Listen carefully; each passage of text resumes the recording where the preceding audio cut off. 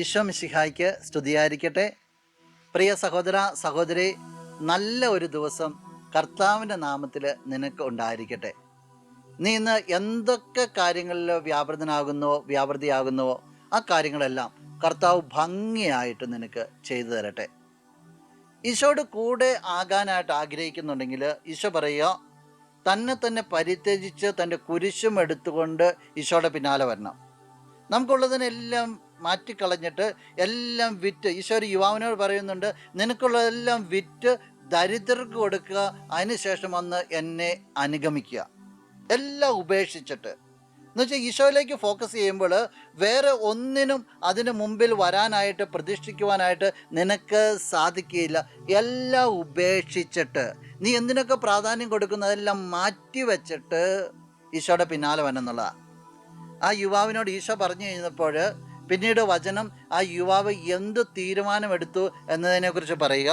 വിശുദ്ധ മത്തായിയുടെ സുവിശേഷം 19 അധ്യായം അതിൽ 22 തിരുവചനം. ഈ വചനം കേട്ട് ആ യുവാവ് സങ്കടത്തോടെ തിരിച്ചുപോയി. അവന് വളരെയേറെ സമ്പത്തുണ്ടായിരുന്നു. ആ യുവാവ് സന്തോഷത്തോടെ പോയി എന്നല്ല പറയുക, സങ്കടത്തോടെ തിരിച്ചു പോയി എന്നാ പറയുക.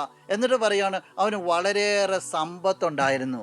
എന്ന് വെച്ചാൽ അവൻ ചേർത്ത് പിടിച്ച സമ്പത്തിനെ ഉപേക്ഷിക്കുവാനായിട്ട് ആ മകൻ തയ്യാറായില്ല എന്നുള്ളതാണ്. ഇത് നിന്റെ മുമ്പിൽ ഒരു പാഠമായിട്ട് ഇരിക്കട്ടെ. നീ ചേർത്ത് വെച്ചിരിക്കുന്നതിനെ, ചേർത്ത് പിടിക്കുന്നതിനൊക്കെ ഈ ഈശോയ്ക്ക് വേണ്ടി തള്ളിക്കളയുവാനായിട്ട്, മാറ്റി നിർത്തുവാനായിട്ട്, പ്രാധാന്യം കുറയ്ക്കുവാനായിട്ട് നിനക്ക് സാധിക്കുമോ?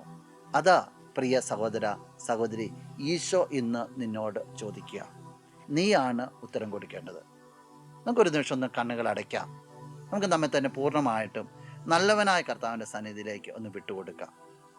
നല്ലവനായ കർത്താവെ, എല്ലാം വിട്ടുകളഞ്ഞിട്ട്, നിന്നെക്കാളും പ്രാധാന്യം കൊടുക്കുന്നതെല്ലാം വിട്ടുകളഞ്ഞിട്ട് നിന്നെ ചേർത്ത് പിടിക്കുവാനായിട്ട്, ആ സന്തോഷം അനുഭവിക്കുവാനായിട്ട് എന്നെ കേൾക്കുന്ന ഈ വ്യക്തിയെ നീ പ്രത്യേകമായിട്ട് സഹായിക്കണമേ.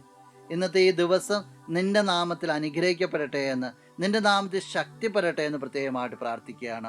ധാരാളം അഭിഷേകം കർത്താവെ ഈ വ്യക്തിയിലേക്ക് നീ ഒഴിക്കണമേ, ഇപ്പോഴും എപ്പോഴും എന്നേക്കും.